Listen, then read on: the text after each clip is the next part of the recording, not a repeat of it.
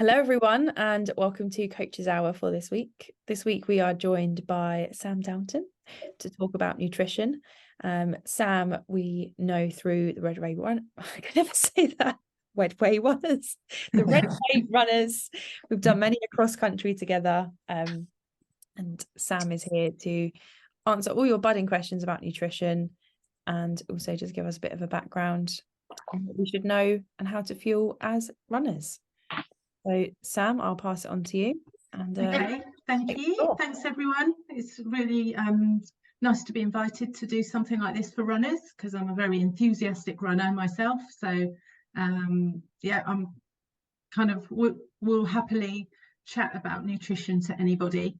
So, I'm going to do a short presentation first, and hopefully that will stimulate, or it might even answer some questions, but hopefully it will stimulate some more that you might have as well.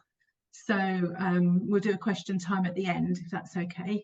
So I'll just get this started.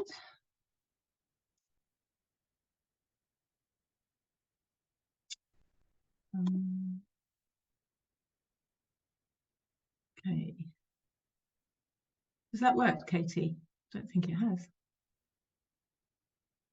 Yeah, just need to, I can see it, but you just need to. Oh, there we go. Yeah, perfect. Okay, brilliant.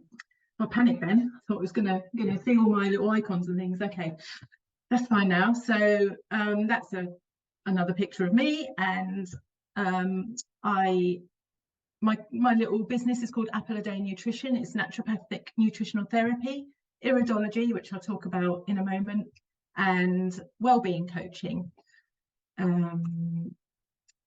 Yeah, there we go.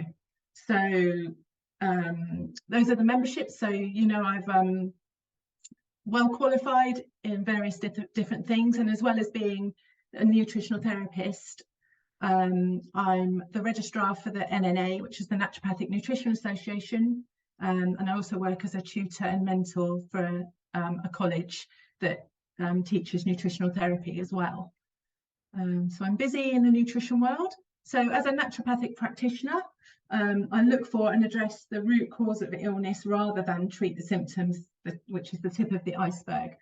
As allopathic medicine already does that, so that'll be your GP maybe will generally treat the symptoms that you have, but we dig a little bit deeper. It takes longer, kind of generally as a consultation with me might take an hour to an hour and a half, and I'll ask loads of questions and really kind of get to the root cause of hopefully what's why you feel the way you do. But some of the things we talk about in a consultation, always food, but the main aspect of naturopathic health and healing is individuality, and that might be the sort of diet you had growing up and the diet you have now, your blood type, and there's 4 different blood types. I work quite a lot with blood types. I found it extremely useful and get some great results using that as kind of to single out and help people eat food that's suited to their individuality. Sometimes time of life can be part of this as well. So if you're going through puberty or you're menopausal, and for men it can be at various stages as well, whether as well as teenagers or had a stressful job, anything really that goes on in our lives can affect our health. Our genetic predispositions affect our individuality, so your family history and your iris markings. This is where the iridology comes in. It would show up. So I'll just show you a quick example of that. I think it's the next one. So this is I've got a camera that takes a close-up shot of your iris. And this person here has what we would call a lymphatic constitution. So they've got kind of the predisposition and family history of kind of lots of mucousy conditions. So the predisposition for this person might be that they have lots of, they may have eczema, they may have asthma, they might have kind of catarrh and an activation to their immune responses which may involve all the general mucus forming foods such as dairy products or eggs or bananas, this type of thing. So that's how iridology can really help me kind of look at maybe some of the root causes of how people are feeling the way they are. Food sensitivities and allergies can have quite an impact as well, and stress really affects our digestive system. So and then this can make us more sensitive to certain foods. So the sorts of testing I do in my clinic would include both food sensitivities and the allergies, but then I can also arrange for a stool kit to come to you so we can look at any parasitic or the state of your microbiome, that type of thing. We can look at all that, and we also look at things like the essential health markers like vitamin D, vitamin B12, the cholesterol and the liver enzymes as well, and sort of things like iron and ferritin levels. So the reactions are an individual's reaction to stress as well. Some people hold their stress in, some people let it all out. We're all different. If you're holding it all in, you would most likely be suffering or having some physical symptoms to your stress. If you're letting it all out, the physical symptoms aren't necessarily apparent, but on the emotional side, it can be much harder. So it's, you know, we all react to stress a bit differently, and it all affects us physically and emotionally. So part of the wellbeing coaching is to kind of help people find their way through that, and then their stress recovery as well. So your past medical history would and emotional history, because any trauma you may have had, emotional trauma in the past, might affect how you're feeling physically now. So we go through a lot of past history. Some people haven't got much at all to talk about in their past medical history, and others have an awful lot to talk about. And some people forget that they've had their gallbladder removed, for instance, until the very end of the session. One time, an old lady just said, "Oh yeah, by the way, I've had my gallbladder removed." She'd totally kind of forgotten about this. You know, it has a huge impact on your digestive system when that happens. So it's always, we dig quite deep when we're asking our questions as nutritional therapists.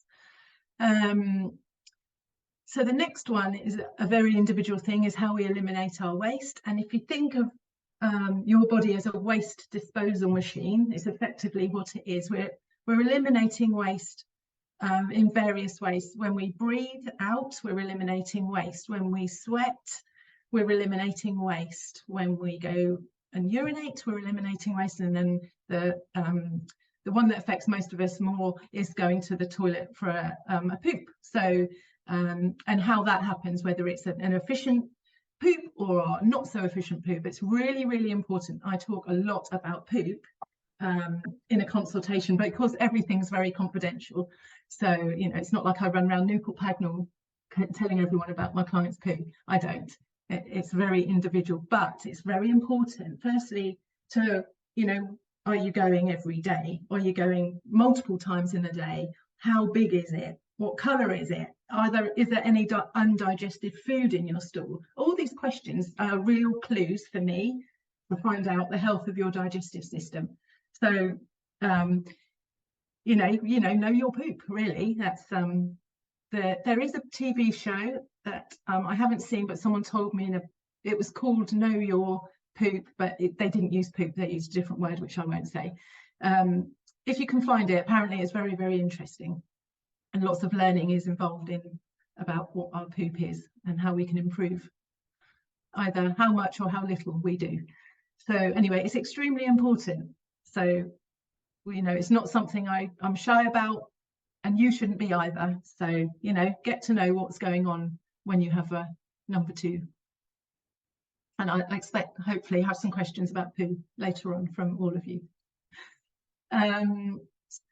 So yeah, efficiency of waste disposal is very important. If you don't sweat, or you sweat loads, both of them can be problematic. It needs to be a really, you know, a good balance of sweating, but not to the point where you're wringing your hair out. each time after a circuit class, that type of thing. So, you know, these things, you can have too much or too little. If you're not sweating at all, where's it all going? You know, and it's usually recirculating around the bloodstream, all that waste, and coming out another way. So medication's obviously a very individual thing. Some people are on lots or a big cocktail of medications, other people aren't on any. But I will say the healthiest old people I know are not on any medications at all.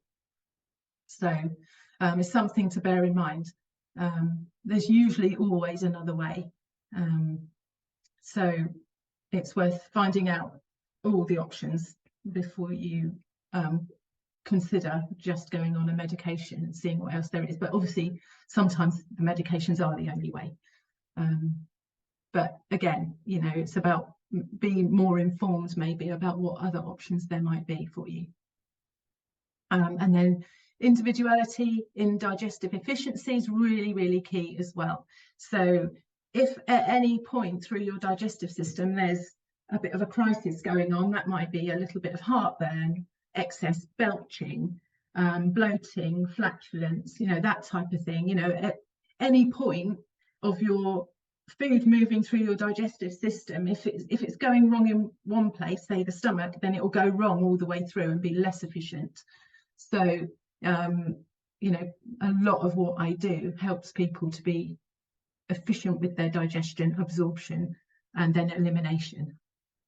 So hopefully that's you know, all the different ways of individuality I've covered. Hopefully that's the iridology. Okay, so another important aspect of health and healing is to just dig a little bit deeper now into digestion, or absorption and elimination.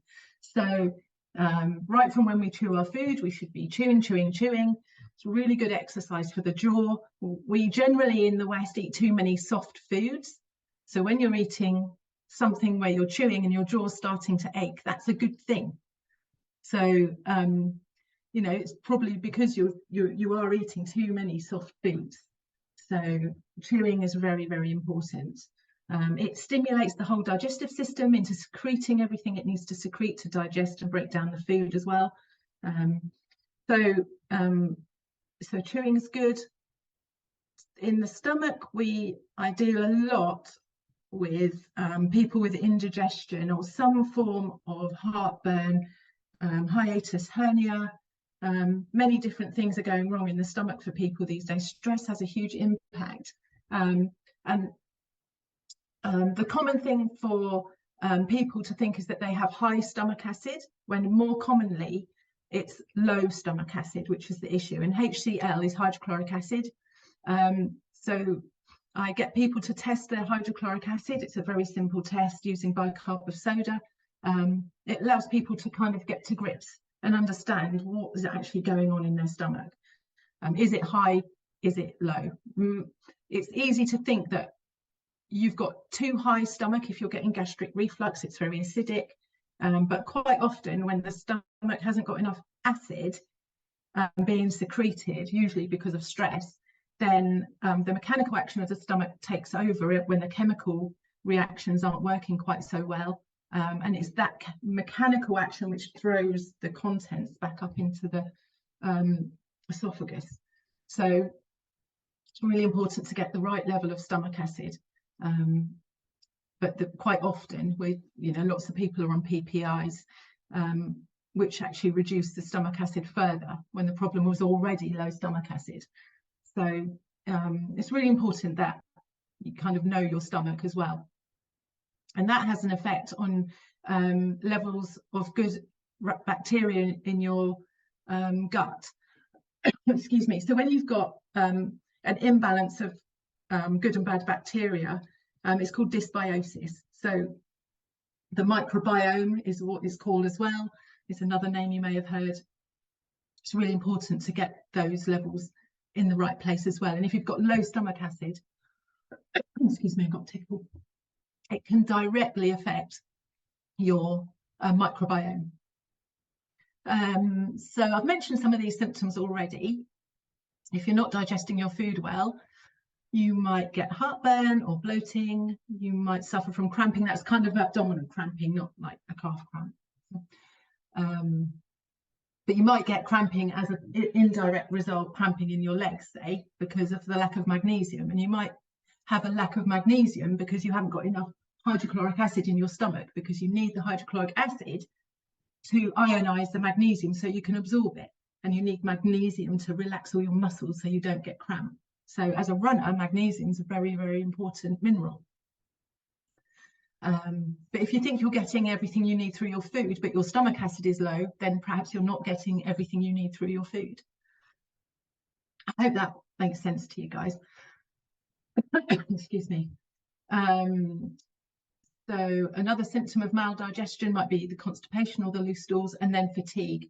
If the stomach or if the digestive system's trying to digest something and it's struggling, it will draw on the energy from the rest of the body, so it makes you feel quite tired. It's a very, very common symptom of food sensitivities is the fatigue. What have we got next? So, okay, so this is really, really important, and not just for people who are diabetic or pre-diabetic. You know, if we can really get equipped at balancing our blood sugars on a day-to-day basis, then we will feel a lot better generally. So if you've got some of the symptoms of an imbalanced blood sugar, let's say that might be sugar cravings, you might get irritable, you might have headaches, you might be dizzy, you might be hungry all the time, you might feel fatigued. There's possibly maybe 20 other symptoms of imbalanced blood sugar. So I've just picked on a few. So you've got that picture there of a yummy pastry and coffee for breakfast, but in reality, it would send your blood sugars sky high, which then stimulates the pancreas to release a hormone called insulin. You've probably heard of insulin. Insulin's job is to take sugar from the bloodstream and deposit it in the cells so it can create energy. But when you've got already enough energy in the cells, the insulin takes the blood sugars to the liver, and the liver then stores them as fat. It converts it to triglycerides and stores your sugar and energy as fat. So the more sugar that you eat in your diet, and I don't just mean pastries, it's all carbohydrates really. So, and you've got some foods have a higher kind of glycemic load than others. So really it's about managing those levels so you don't store as much energy as in your adipose tissue. And you actually get to the point where you're using the energy that's in your cells and then replacing it in a balanced way. It's when the blood sugars go too low is when you get all these symptoms. So when the insulin does its job, which it does really, really well, it takes your blood sugars right down, then you get the symptoms. You might have something to eat and feel a bit better. Depending on what you eat, the cycle then starts again. If you eat, say, as the picture shows, eggs, avocado on a bit of toast, which is your proteins, your fats, your carbohydrates, it's going to be much more satisfying because it takes longer to digest because it's high in proteins and good fats. So it's more satisfying. You've then got a much kind of more balanced delivery of your glucose into the bloodstream, so better energy. You can think more clearly because you haven't got your kind of brain fog because your blood sugars are going up and down. You have a better mood and generally some weight loss as well because you're not dumping all your energy into your fat cells and your body's not storing it. So the best way to balance your blood sugars is eat proteins and fats every time you eat. And then eat regularly as well. So don't really leave it too long during the day, 4 or 5 hours maximum, to not to allow your blood sugars to drop too low. But the most important thing is proteins and fats every time you eat. So look at everything you're eating, even a snack. You need to think, what is the protein in this meal, or what is the protein in this snack? So if you have a piece of fruit, it's just carbohydrates. So what can you eat with your piece of fruit that makes it more balanced and keeps your blood sugars more balanced? So normally the easiest thing, if you're not allergic to them, is to have a few nuts with your piece of fruit. So that's generally like a very easy solution. But, you know, depending on what people's likes and dislikes are, is how I would advise them to eat. If you're a vegan, I'm not going to go and say eat a meatball, for instance. We're quite or I'm quite sensitive to what people's likes and dislikes are. Okay, I hope that's you've probably got some questions around there, but we can come to those later.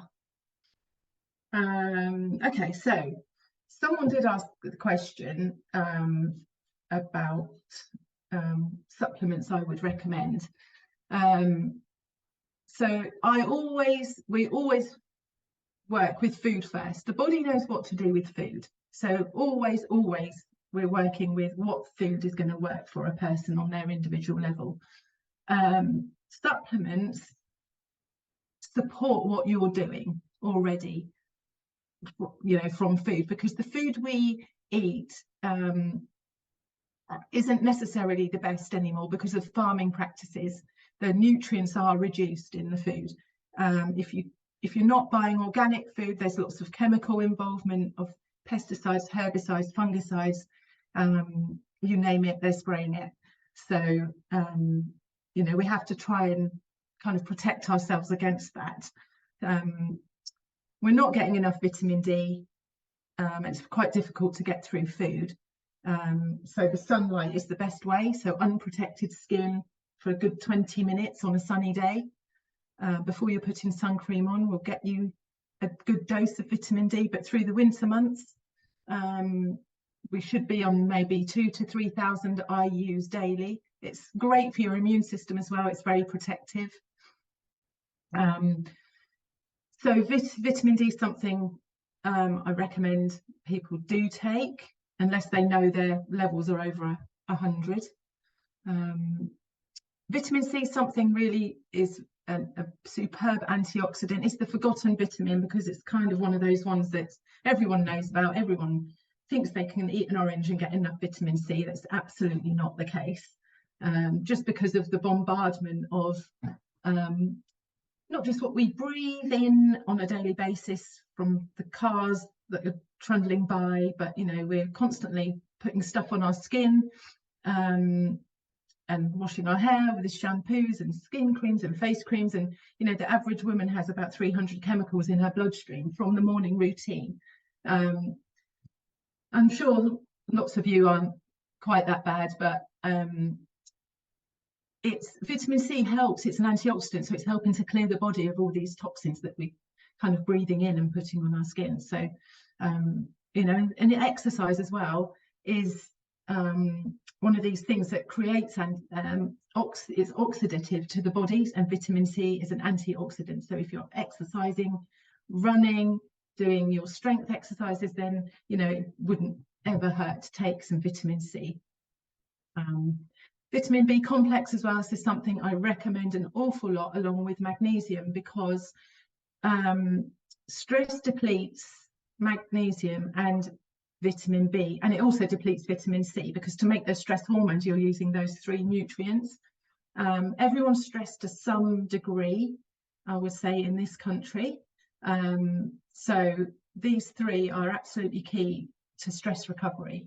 But again, you know, you get what you pay for. You do, you know, your quality over quantity is a definite thing when it comes to vitamins. So where I work at the clinic in Newport Pagnell, we sell a really good range of quality vitamins. They're not hugely expensive either. So, but they do come from good brands and are not filled with fillers, or they're not types of nutrients that are just, say, chalk, like calcium carbonate, or, you know, we sell the nutrients that are going to be able to be absorbed, and not just your Boots or Tesco's cheap versions of those things. Omega-3 as well is hugely important. You can get enough omega-3 if you eat your oily fish on a daily basis. If you're not eating fish, oily fish on a daily basis, that's your mackerel, sardines, salmon, then you probably could do with taking an omega-3 fish oil, and or if you're a vegan, then you can get the algae version of omega-3. But actually, you know, the food is best. So when it comes to fish oils, you know, don't be shy when you're having sardines for lunch, you know, just go for it. Omega-3 is very, very anti-inflammatory. So any inflammatory conditions at all, we always are recommending omega-3. So here we go, the importance of the mind-body connection and the importance of well-being. So this is where the liver is the main organ in this sense, because it holds on to emotional pain, I suppose. And the way that might come out is if you get itchy, or you have menstrual issues if you're a woman, that can be heavy or pain when it comes to your cycle. So if you've got red eyes or dark circles around your eyes, that can be a sign that the liver is kind of not at its most efficient. If you have achy joints, or if you have fatigue, but all those things can be due to other things as well. But when you're looking at somebody and all these things are coming out, then you kind of think, right, what do we do about it on an emotional level rather than a physical level? So that's why wellbeing coaching is one of the ways you can kind of work through those things. Laughing, walking in nature, do something wild like outdoor swimming, you know, or something like that. It's kind of get yourself out of your comfort zone. All these things are really important for us. You know, some people find it even difficult. They kind of don't find life or anything very funny at all. But even watching animals doing stupid things on a YouTube video can make you kind of bring and lift your mood, even for a few minutes. It can be quite helpful. Okay, here we go. So there we go. That's the end of the presentation. That's my email address. My website is under construction. We're redoing things at the moment. But if you want to email me any questions, you can. If you kind of think of something after today. But yeah, let's go for it. So I've got some questions. I'm going to stop the share now, Katie, if that's okay. Okay, shall I go with those questions that you sent me before, Katie? Yes, sorry. Yes, please do start with the ones that we've got, and then if anyone else has got questions, then they can fire away as well. Okay, so the first one I've got says this: I've recently heard a lot of talk about how some rapeseed and vegetable oils are not good for you. We try and use avocado oil and coconut oil for cooking, as I know olive oil is not good at high temperatures, but there is quite a lot of these unhealthy fats in plant-based milks, processed foods, etc. What's your view? Okay, if you're not a vegan, then I always usually recommend ghee for cooking, which is clarified butter, a very high smoke point. It gives the food a lovely flavour, and it's a good oil to use for cooking. Coconut is okay, avocado is okay, but these other very processed oils like rapeseed oil, corn oil is another one. That's vegetable oil basically. These are the ones that aren't great and shouldn't really be heated at all. It's what we've heard of trans fats. When you heat a fat to high temperature, it transforms into something else, and that's where you get the trans fats. I think as long as you're not having too much of these things, it's not going to be too problematic, as long as the rest of your diet is okay, and you're not eating a lot of processed foods.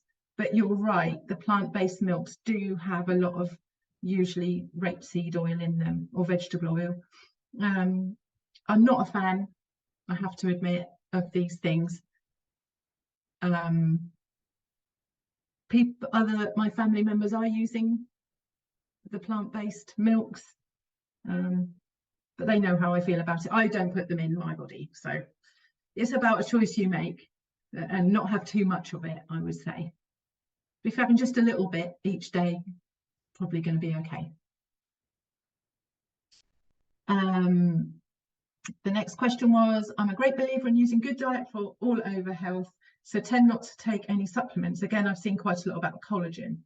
Is that something to consider? Are there any supplements you would recommend, such as vitamin D? Well, I talked about the sorts of things I would recommend already.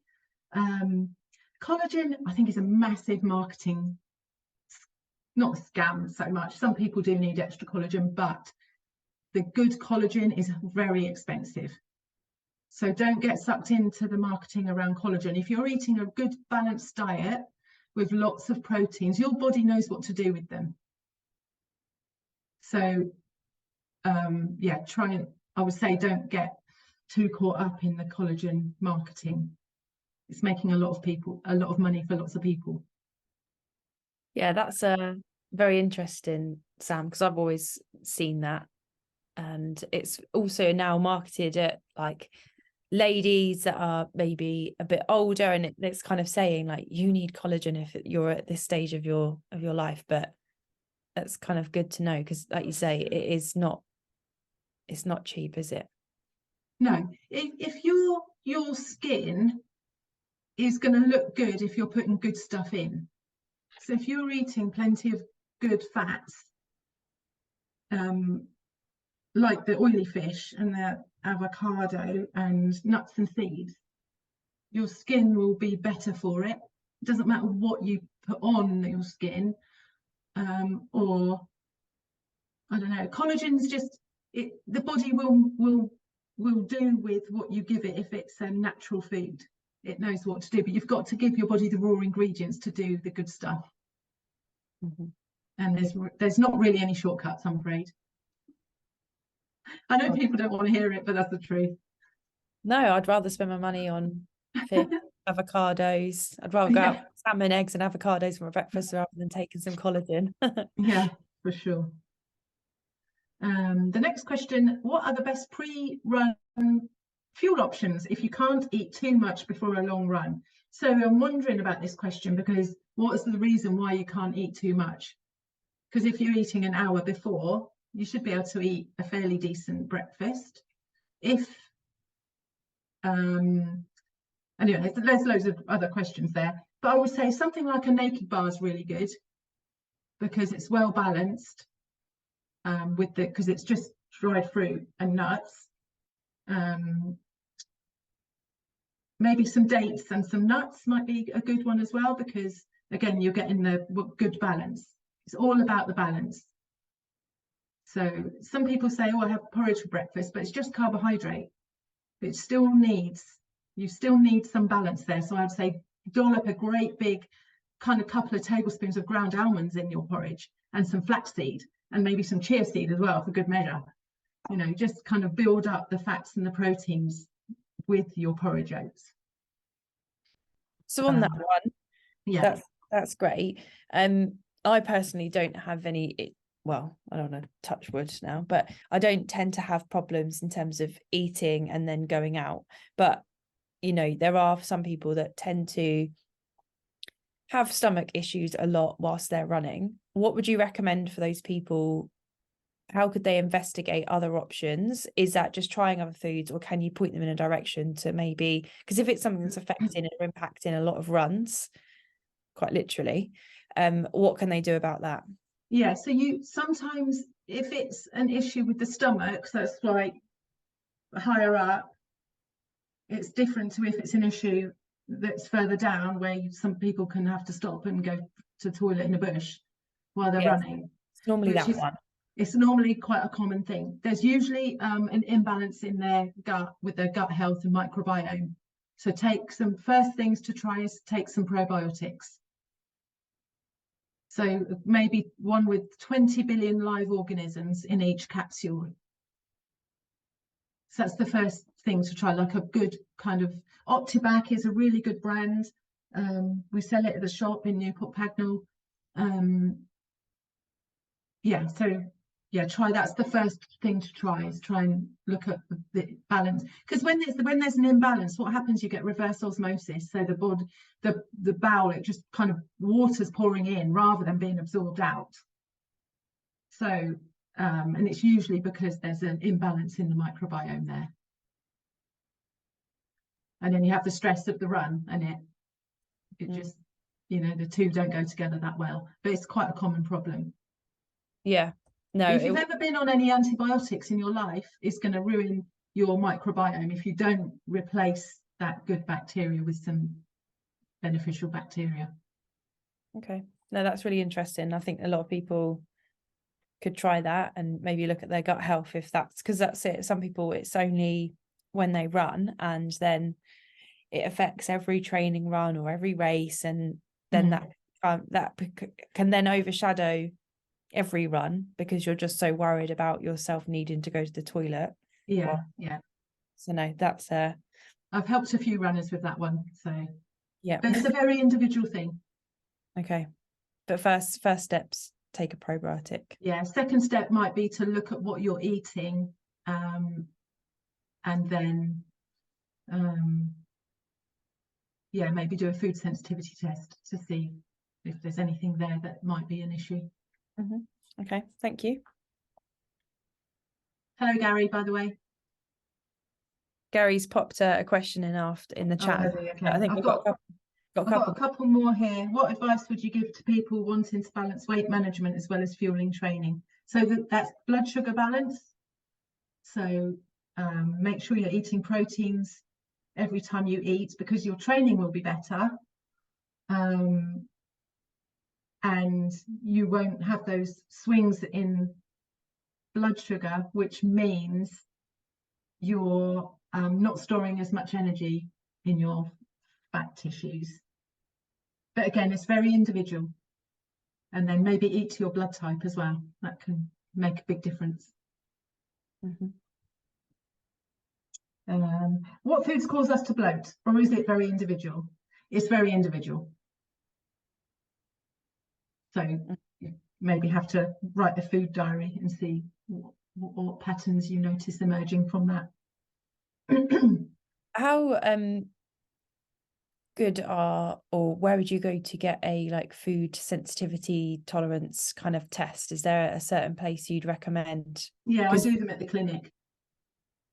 Okay, brilliant. Because recently we've started, because Naomi's now doing a lot of triathlon, and because of the recent World Championships, we've recently started following Lucy Charles Barkley, and she put a video up only recently saying that she's overhauled her whole diet. She did a intolerance test, and she was like allergic to a lot of dairy, and she's like, I love eggs and I can't eat eggs now. Then there was like really strange things. There was like, I think like red meat or beef or something, some random stuff, and like stuff that she never, so basically she's had to go like almost vegan. Oh, and gluten, so gluten was a big thing as well. So the most common ones are eggs, gluten, cow's milk, yeast.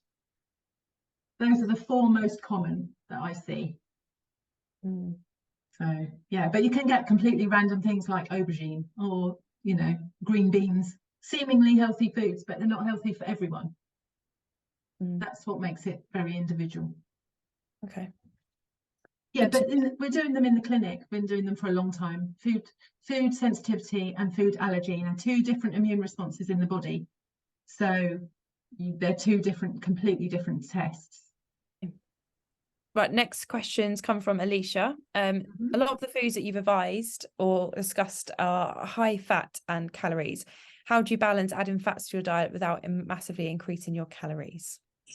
Well, calories are very outdated now, and kind of nobody in the naturopathic community uses calories to measure food intake anymore. So it's all about glycemic load rather than calories. So you can find a glycemic load list online. If it depends on where you are. If you want to lose weight, the recommended is like 45 to 50 glycemic load foods in one day. So calories is very, very kind of no, we just don't count calories anymore.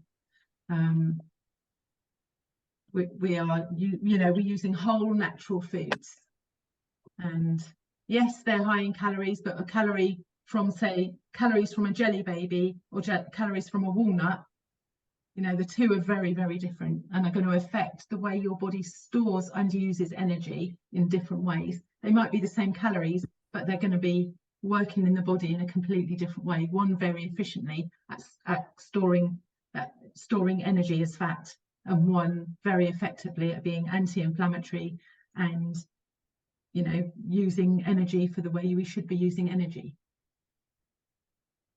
So yeah, so you have to kind of get your head around the world is, you know, you thought the world was flat, but it's actually round. It's that when you're talking about sugars and calories versus fats, it's that paradigm shift in the way of thinking. But we have been kind of, I don't know, brainwashed by the media to think that calories are everything. Is absolutely not true.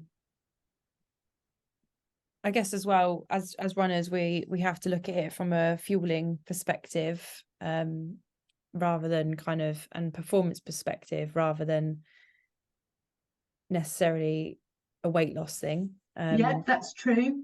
But if you are the healthiest you can be, you'll perform better.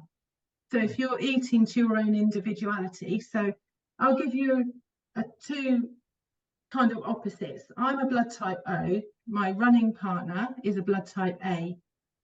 If she will eat a bowl of porridge for her breakfast before a run, if I eat a bowl of porridge, I'm asleep under a bush within an hour of running, literally can barely lift my legs. But if I have some sliced beef fried in a pan with some ghee and some green beans, that is like my energy. I could run for miles on that. We're two completely different people. So I get my energy from proteins and fats. She gets hers more from carbohydrates. So there is no one size fits all approach when it comes to food and fueling, because it is just dependent on you as your individuality. But how do then people find out kind of if more the proteins and fat would work for them? Is there, like, you know, you spoke about blood types, is there information about that online? Because I would never ever think, oh, I'm going to cook beef and green beans for my breakfast and see how it fuels me. Yeah, well, it's something, I do the blood type tests in my clinic.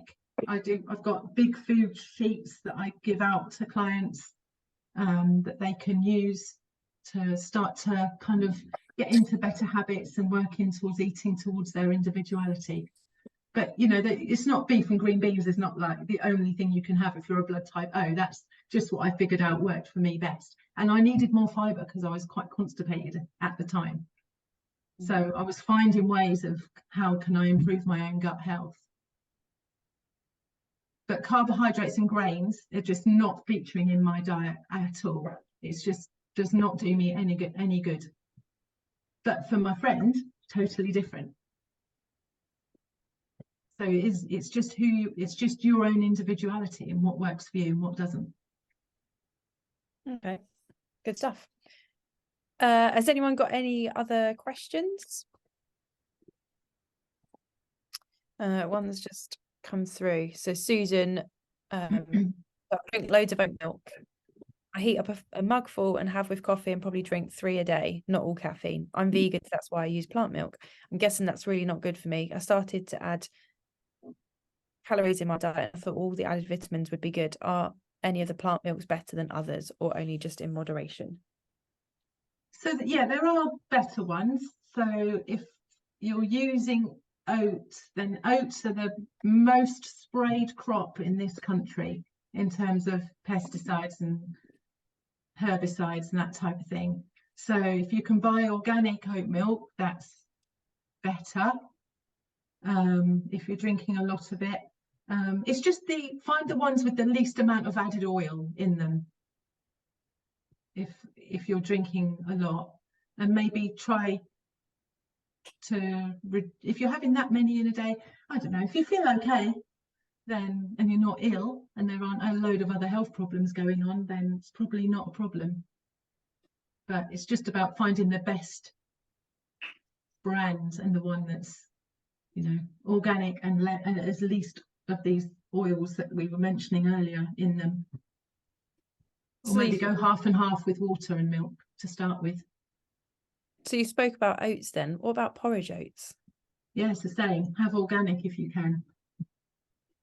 Not just organically grown, because that's a big kind of, you might find oats that are organically grown, and then when they're harvested, they're sprayed to dry them out.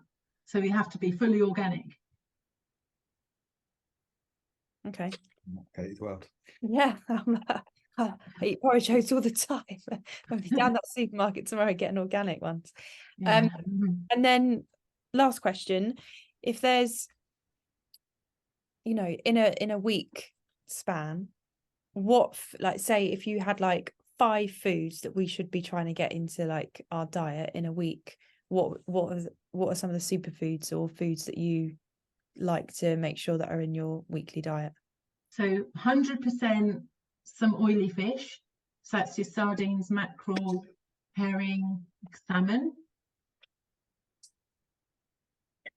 As pretty much as much broccoli as you can get, because it's full of the sulforaphanes. It's really, really good for our liver. So all the colourful fruits and vegetables, red pepper, beetroot, those types of really high, bright colours. And then, so you say about 5 foods in a week. I'm kind of there. You kind of want to try and get 30 different foods. I think, is it in a day or a week? I can't remember. No, if there was just any, like, not saying, you know, if you've got more than 5, then great. But I just don't know if there's anything in particular. So yeah, it's just the whole eat the good balance of, you've got to have your omega-3 fats. That's without question. The body needs them. They're called essential fats because we can't get them unless we eat them. It's the same with amino acids. The essential amino acids are really important. There's 9 of those, and eggs contain all 9.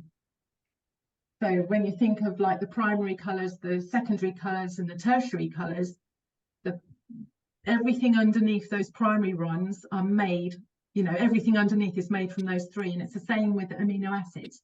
You've got 20 amino acids, but actually they're all made because we've eaten the essential ones. So it's a good base of lots of different proteins. Or eggs, if you're not sensitive to them, because they contain all of them, all of the amino acids. Okay. Lots and lots of fresh vegetables. do that. Eggs, fish, fruit and vegetables. I can do that in a week, so that's fine. Nuts and seeds as well. Nuts and seeds. Yeah. I do like nuts. Last question, Vanessa's asked, what are your views on juicing fruit and vegetables rather than eating them whole? I'm an eat them whole person, because firstly we need to chew, because if we're putting food straight in our stomach without having chewed it, then the secretions required to digest that meal, if say a smoothie is the same, you haven't actually prepared the stomach for the arrival of food because you haven't chewed it. So if you're having any of those things, make sure you mix each mouthful with the saliva, because that will increase your saliva production, and that in itself can increase the stomach secretion, so that when the food arrives there, you can then start to digest it. So you can juice and smooth if you want to, but make sure that preparation is done, that kind of swishing in with the saliva. But actually, you know, we're actually designed to eat food as whole food, not to smoosh it down. Mm-hmm. I mean, I'm fair play to anyone that has time to juice fruit and vegetables, in my opinion. Yeah. No. Well, that's fantastic. We're at 8 o'clock. We're at the end of Coach's Hour. So thank you, everyone. I hope you found that insightful. And like Sam said, if you've got any questions, then do reach out and send her a message. Yeah, please do. And, you know, I'll give a 10% discount to any of your community if they come to the shop for anything. Yeah, so Sam's based in Newport Pagnell. What's the shop again? The shop is Natural Lifestyles Health Food Shop. So it's opposite Costa Coffee. So that includes the tests, you know, the consultations, pretty much anything. So, yeah. Awesome. So, yeah, well, amazing for that. Thank you so much, Sam. Very insightful. And I'm going to make sure that I include to James's happiness, lots of salmon in my diet from now on. That's good. Yeah, you know, get as much, you know, balance as possible. Proteins, fats, and carbohydrates every time you eat. Yeah, That's the only thing you take away from this session. Then, you know, I've done a good thing. amazing. Yeah. Oh, thank you so much, everyone, for your time. Really appreciate it. Thank you, Sam. Thank you, everybody. Thanks very much, Sam. Gonna go and have some eggs now. Jolly good. Cheers, Bye. guys. Bye, Gary. Thank you. Bye, Thanks very much. Carolyn. Bye, Cheerio. Sam. Bye, Susan. Thanks. Bye, Bye. thank you.